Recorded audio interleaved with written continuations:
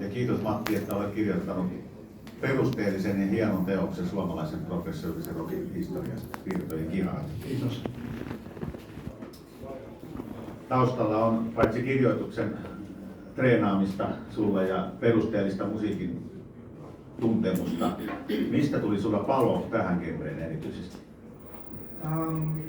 No niin, kun mä tässä kirjassakin kuuluuhan tämä kunnolla, niin tiedon, että mun isosisarukset on ostellut paljon levyjä ja mä oon heitä niinku 3,5 tai 5 vuotta nuorempi, niin mä oon sitten atistunut heidän kauttaan siihen 80-luvun alun rockeen vivahtavaan musiikkiin ja sitten siitä innostuin jotain 13-vuotiaana, kuulin John Andersonin Animation-kappaleen, se oli hyvin käänteentekevä kuuntelukokemus.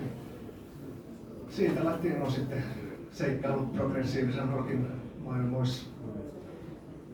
Joo, mulla on semmoinen yhteys, että jos mä oikein ymmärsin, niin meillä taitaa olla sama suosikki suomalaisen rocken historiasta, joka on Wikmanin viikelevy, olenko oikeassa? No joo, kyllä.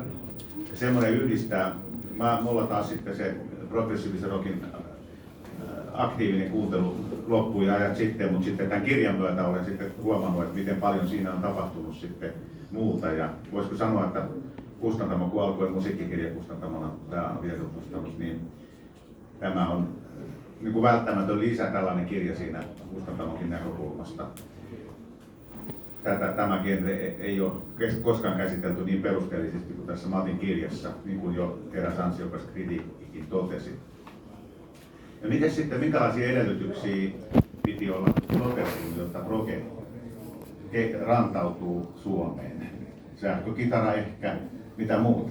Niin, no jos ajatellaan sitä 60-luvun puolivälin aikaa, että silloinhan oli rautalankabuumi ollut just ja tärkeä tekijä oli tämä Jim Penbroken saapuminen Suomeen, että se oli hyvin semmoinen alkusykäys tavallaan suomalaisen rocken syntymiselle.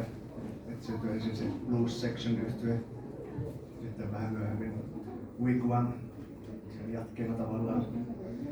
Jim Penbroke tuli siis 60-luvun puolivälissä Suomeen rakkaussuhteen kautta ja tämän rakastumisen myötä sitten ilman sitä olisi aika moni asia jäänyt toteutumatta. Tietysti toinen tekijä tärkeä oli tämä Love Recordsin perustaminen 66. Ja just tämä Blues Sectionin albumi 67 ulos, niin se oli hyvin niin kuin, voidaan sanoa, että ensimmäinen suomalainen proge-albumi, vaikka proge-genre oli välttämättä ollut vielä olemassakaan, mutta sitä voi nyt pitää semmoisena. No, sä oot tuossa kirjassa käsitellyt sitä historiaa sieltä 60-luvun puolivälistä tähän päivään ja voisi sanoa, että sitten se proge jäi vähän unholaan siinä punkin tultua valtavirtaan.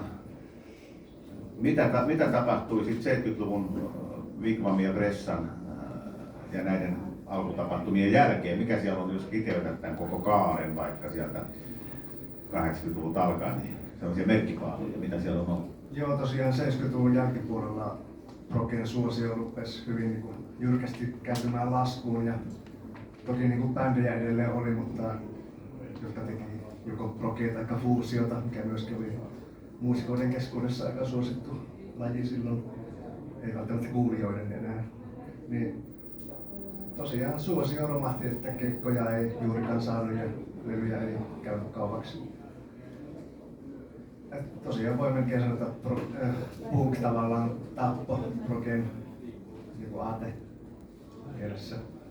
Ja sitten 80-luvulla ihan suhtauduttiin halveksuen suorastaan progen muusikoihin. Mutta toisaalta sitten on tämmöinen Pekka Pohjola, joka hyvinkin mun mielestä säilytti sen progien luontonsa siinä musiikissaan 80-luvunkin varrella. Mutta heidän lasia oli todella vähän. Ja mä muistan olleeni vähän vihainen siitä, että kun huippu musa, jollainen muun muassa tämä Wigwamin, Pohjolan ja Gustafssonin kausi oli, niin sitten alkoi soida punk. Mä olin vähän vihainen, että miksi niin kun huippu korvautuu tämmöisellä roskalla, mutta nyt mä toki suhtaudun vähän avarammin tähän, että punkissa ja punkki ei varmaan voi samanlaisilla kriteereillä arvioida ollenkaan, sielläkin on omat huippunsa. Mut kun palautui mieleen tämä fiilis, niin tervehdin suurella ilolla, että nyt saatetaan proge taas kunniaan. Kyllä. Ja progehan on todellakin siis runsaslukuisempaa ollut tällä vuosituhannella kuin koskaan aiemmin, mutta se on vaan kaupallisessa marginaalissa ollut kovasti, että se jää aika tuntemattomaksi usein. No sitten tämmöinenkin tamperelainen suuruus kuin Heikki Silvennoinen, edesmennyt Heikki Silvennoinen oli, niin kuin varmaan moni muistaa, että alun perin oli proge-kitaristi ja sitten on koko kansan rakastama koomikko myöhemmin, niin hänelläkin on juurensa siellä progessa. En muista vuosikymmeniä, mutta voitko vähän sitä Joo, Heikki Silvennoinen ja basisti ja rumpali perustivat 70-luvun alkuvuosina Tabula Rasa-nimisen yhtyeen, joka on ihan suomenkielisen progen klassikoita. Ensi albumi tuli 75, sitten toinen levy 76. Siihen se sitten pian sen jälkeen loppui heidän taipaleensa. Ja Heikki Silvennoinen jatkoi sitten vähän niin kuin muissa genreissä muusikkona. Heikki Silvennoinen soitti vuonna 2015 tuolla Tuulikamarissa, kun siellä oli Johnny Winterkidin julkkarit ja oli siellä niin kuin bluesbändissä ja oli toki tiedossa tämä hänenkin puolensa, mutta se oli illan kohokohti ja se hänen kitarottinsa siellä. Ja näin. Mutta sitten jos katsoisit 80-luvulta alkaen, niin mitä sitten seuraavina vuosikymmeninä oli tämmöisiä käännekohtia tai merkkipaaluja sitten lajissa? No joo, no esimerkiksi voisi nostaa ylös tämän Anssi Tikamäen Maisemakuvia Suomesta, joka tuli 81 instrumentaalista klassisen musiikin ja populaarimusiikin välimaastossa operoivaa musiikkia. Niin sitä voi tavallaan pitää progena sitäkin. Ja sitten oli tietysti Hassisen Kone, joka edusti uutta aaltoa, mutta Harsonen Teräs-albumista voi löytyä jonkunlaista progemaisuutta myös. Nyt sitten se 80-luvun loppupuoli, niin siihen kyllä oli hyvin vaikea löytää yhtään mitään tähän kirjaankaan. Ehkä Hassisen Koneessa yhdistyy tämä proge ja punk, ja sitten äsken puhuin punkista, niin se on punkkia vähän sekin, mutta hyvin laajasti ymmärretty. Siinä nämä kaksi näennäisen vastakohtaista, joka on korvien välissä se vastakohtaisuus, niin näennäisen vastakohtaista lajia kuitenkin sitten kohtasi, että kyllä ne vaikuttaa toisiinsa toki. Mutta sitten tämä vuosituhat, niin mitäs? No, nyt olen täysin ummikko tämän vuosituhannen progessa. Kerropas vähän sekä yleisölle että haastattelijalle. No jos vähän käsitellään sitä 90-lukua myöskin. Että se jäi äsken. Joo. Ja silloin niin kuin, esimerkiksi Ageless-yhtye rupesi niin paljon vetämään keikkoja tuolla Helsingin seudulla ja sitten rupesi huomaamaan, että oli paljon ihmisiä, jotka tykkäsivät progesta, joka oli tavallaan niin henkitoreissaan siihen aikaan, mutta se rupesi sitten nostamaan taas päätään ja syntyi tämä Colossus rekisteröity yhdistys, proge-yhdistys. Agelessin vaikutuksesta paljonkin.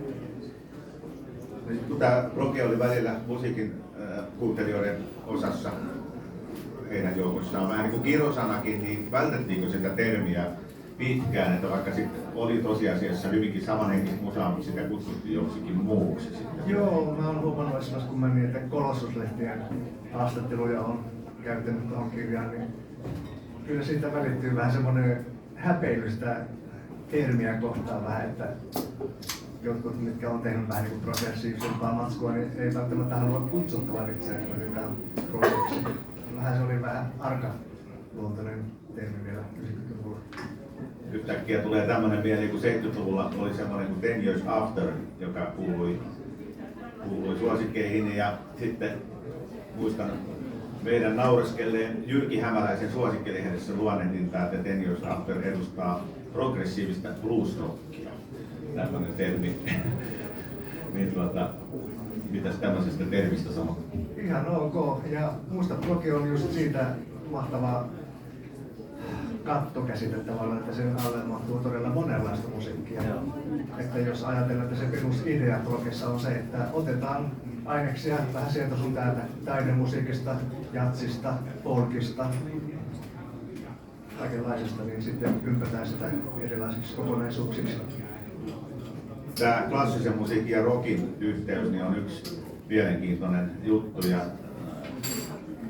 onko Suomessa sen edustajia sun mielestä? No Pekka Pohjola ehkä, mutta mitä muuta, kun siellä on Jesse ja muita löytyy sitten Suomen rajojen ulkopuolelta, niin mitä kaikkea sillä puolella on?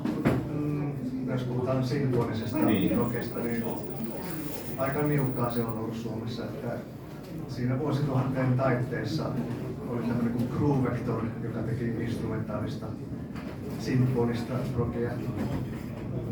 Ainakin jäi sitten aika lyhyeksi.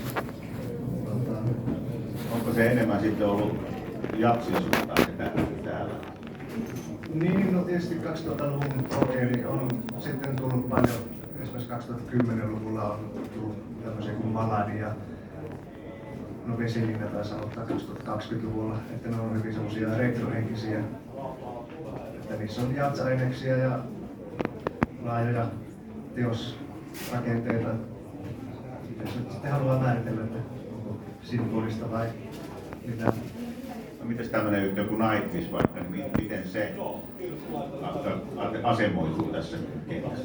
Joo, no Nightwish on tosiaan niin suomalaisen metallin tunnetuin varmasti niin maailmallakin, että sen perässähän sitten syntyi tämmöisiä oopperamaisilla laulajilla varustettuja progemaisia metalliyhtiöitä paljonkin. Ei kuitenkaan progen piiriin sitä lukisi. Kyllähän mun kirjassakin progemetalliakin vähän on, mutta täytyy nyt tunnustaa, että itse en ole mitenkään niin metallifani koskaan ollut.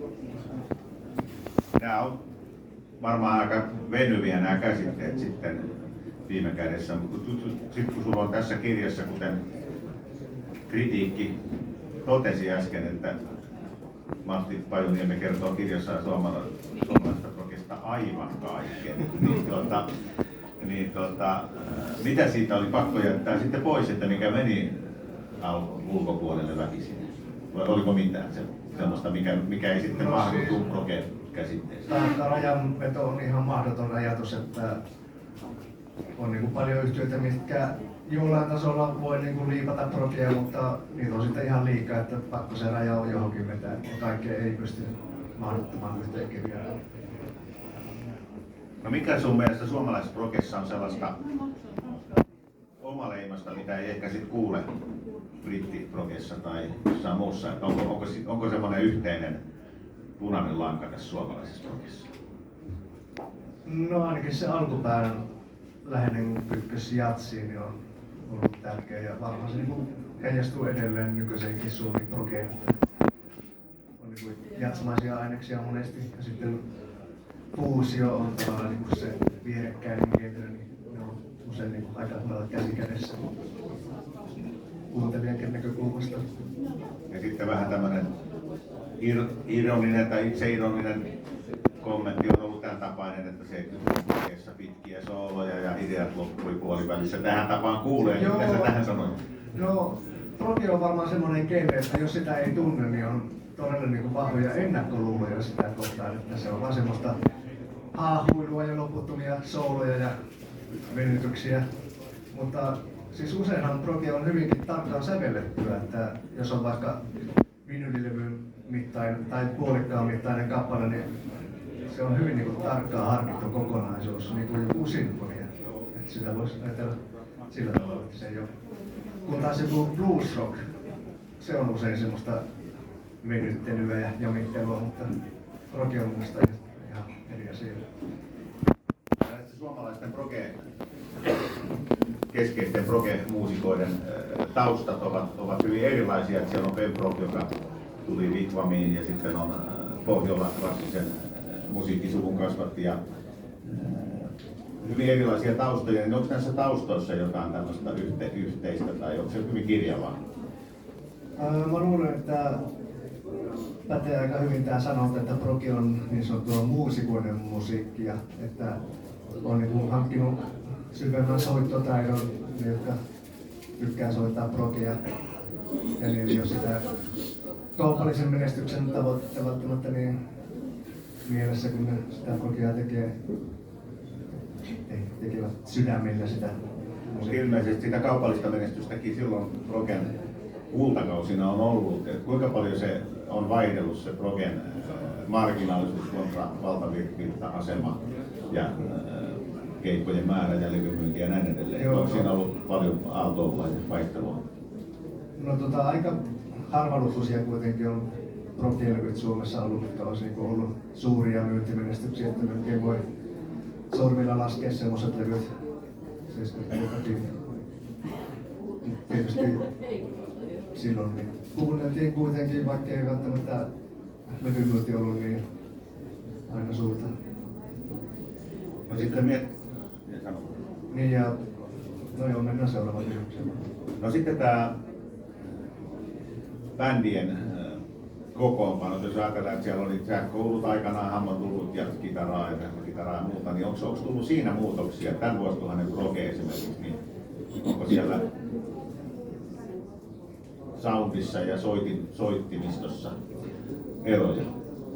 No, niin kuin sanoin, niin on semmoisia retrohenkisiä yhtiöitä tänäkin päivänä paljon, että mitkä tykkää just semmosista analogisista 70-lukulaisista soundeista, niin kuin vaikka Maladi ja Vesirinen ja Viima esimerkiksi.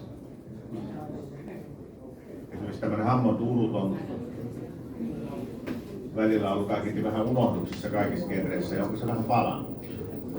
No joo, kyllä se varmaan on, ja tietysti nykyään pystyy myös digitaalisesti luomaan niitä. Se on sitten vähän niin kuin, jos menee niillä vanhoilla analogisilla vehkeillä keikalla, niin se on siis todella raskasta, kun ne painaa aika paljon ne kaikki oikeat vehkeet. No kerropa tämän kirjan tekoprosessista, jos meillä vielä on aikaa. Onko? Joo. Jos, niin kirjan tekovaiheista sulla oli jo pitkä tie progen tutkijana ja siitä kirjoittajanakin. Sulla oli aikaisemminkin yksi teos, joka oli jollain tavalla niin kuin, jonkinlaisena runkona tälle laajemmalle teokselle, niin minkälainen kirjoittajan tie sulla on ollut tämän progen parissa kaikkina näinä vuosina? Joo, no 2005 mä löysin tämmöisen kansainvälisen proge-nettisivuston kuin Prog Archives. Sinne rupesin tekemään levyarvioita niin kuin omasta mielenkiinnosta lähinnä vaan. Ja sitten se oli kesä 2010, kun mä sain tämmöisen kirjaidean, että Suomessa ei ole juurikaan niin kirjoitettu kirjoja, semmoisia laajempia hakuteosmaisia kirjoja progesta, että minä tässä tein semmoisen. Sitten rupesin avustamaan Colossus-lehtiä, se oli myös tärkeä etappi siinä. Ja 2012 vuoden aikana niin sitten esitin Suomen musiikkikirjastoyhdistykselle idean tästä kirjasta ja he oli heti sitten mieltä, että ilman muuta tämmöinen kirja kannattaa tehdä. Ja Aamunkoiton portit sitten ilmestyi kesällä 2013. Ja sitten Prog Finlandia, joka on tämän Virtojen kiharuuden pohjalla olemassa. Toki tämä on paljon laajempi ja muutenkin paranneltu. Mutta se tosiaan oli sitten se seuraava kirja. Ja sitten vuonna 2021 tuli Unisatava, joka käsittelee ulkomaista progia vuosina 80-2020. Kun sä oot kertonut kriitikon mukaan jo 3. kerran, kun se lämmitti mieltä sinullakin siteerattuna, niin kun kerrot aivan kaiken tästä, niin jääkö nyt mitään kirjoitettavaa suomalaisesta progesta enää? No tietysti jos kirjoittaa jostakin yksittäisestä bändeistä, mutta kirjoittajana kyllä mielelläni jatkan musiikin parissa, mutta tietysti sitten muitakin musiikilajeja mielelläni käsittelen. Mitä muita läheisiä lajeja sulle on, mitkä kaikki muut lajit? No esimerkiksi laulentomusiikkia, mistä ei ole myöskään juurikaan Suomessa kirjoitettu, niin siitä tavallaan houkuttelisi tehdä kirja. Singer-songwriter-osastoa vai vielä laajemmin? No ihan semmoista mikä lähtee sieltä 70-luvun Kai Chydeniuksestä ja Toni Edelmanista ja tämän tyyppisestä. Tää saattaa sitten tietysti tulla progi-yleisölle vähän yllätyksenä, että semmonenkin laji mua kiinnostaa. Välttämättä hirveästi on progen kanssa yhtäläisyyksiä, mutta No ainakin Live Records yhdistää näitä. Joo. Onko joku tutustunut tähän Matin kirjaan tähän mennessä? Sen verran voi todeta, että painos on vähän niukasti jäljellä ensimmäistä painosta, että jos nyt sitten käy niin onnettomasti, että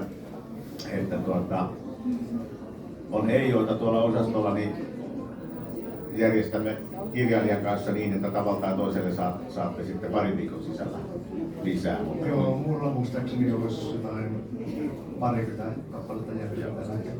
Ja meidän ahtaassa varastossa pitäisi olla loota tai pari, mutta nyt sitten teemme kaikkemme, että mahdollinen ei-joo tulisi tyydytetyksi pian. Että tuolla osastolla ykköskerroksessa sitten niin on mahdollisuus tätä hankkia ja ostaa hiukan tingittyä messohintaa ja Matti sitten mielellään signeeraa niitä ja vaihtaa ajatuksia aiheesta lisää.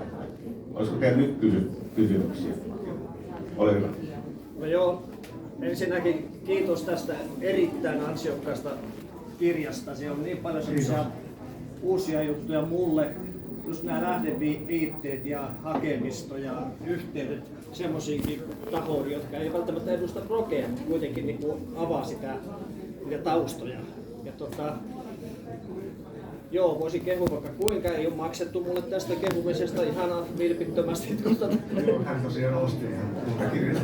Joo, mutta se vähän harmitti tuossa ulkoasussa, että siellä ei ollut käytetty lihavointeja niissä nimissä, että se olisi helpottanut sitä hakemista aina kun palasi jonnekin asiaa ja jätti sieltä sivulta joutui vähän selailemaan. Ja mä tiedän, että siihen on olemassa selitys, mutta kaikki ei varmaan tiedä sitä, että miksi se näin on.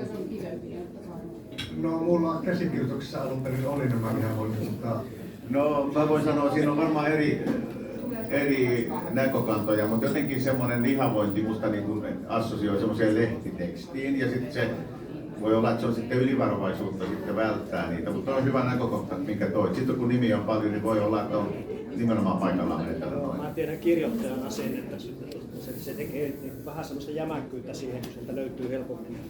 joo, ja tämä nostettiin myös siinä kritiikissä, mikä netissä ilmestyi. On syytä katsoa peiliin sitten, että ei niin kuin näin jyrkästi ainakaan sovella tätä lihavoimaa. Puolilihavoimaa. Aivan. Ole hyvä. Kun 70-luvun tähän proge-aikaan niin tehtiin näistä listamusiikeistahan tehtiin ulkolaista suomenkielisiä versioita, mutta progesta ei taida paljon olla. Ainut mitä mä tiedän on Hectorin tämä Epitaph, eli King Crimsonin kappale. Joo, ja samalla Leisapien albumilla on myös Procol-Harum coveri. Niin on, joo. Bowie. Joo. Bowie oli siinä Heck-levyllä muun muassa, ja sitten tietysti Herran Mirandaksella oli tämä Life on Mars, Sudenkorot. Tai se on vähän glam rock. No joo. Niin, jos puhutaan näistä proge-covereista, niin aika vähän niitä tosiaan on Suomessa levytetty, mutta sitten keikoilla on esitetty esimerkiksi Pink Floydin Echoes, Orpheus-niminen yhtiö, mikä ei koskaan levyttänyt mitään studiolevyä, ellei sitten lasketa sitä David Lindholmin kanssa tehtyä musiikkia. Ja sitten oli tämmönen kun, oliko se nyt Nimbus, kun se oli, joka levytti Greenslade-nimisen yhtyeen kappaleen.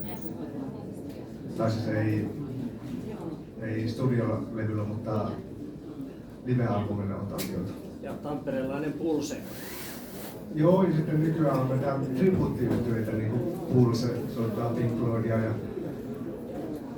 niitähän on vaikka niitä Rock Theatre, iskelmälaulaja Charles Blockmanin perustama Genesis tribuuttiyhtyö ja paljon muita. Joo, olisiko vielä?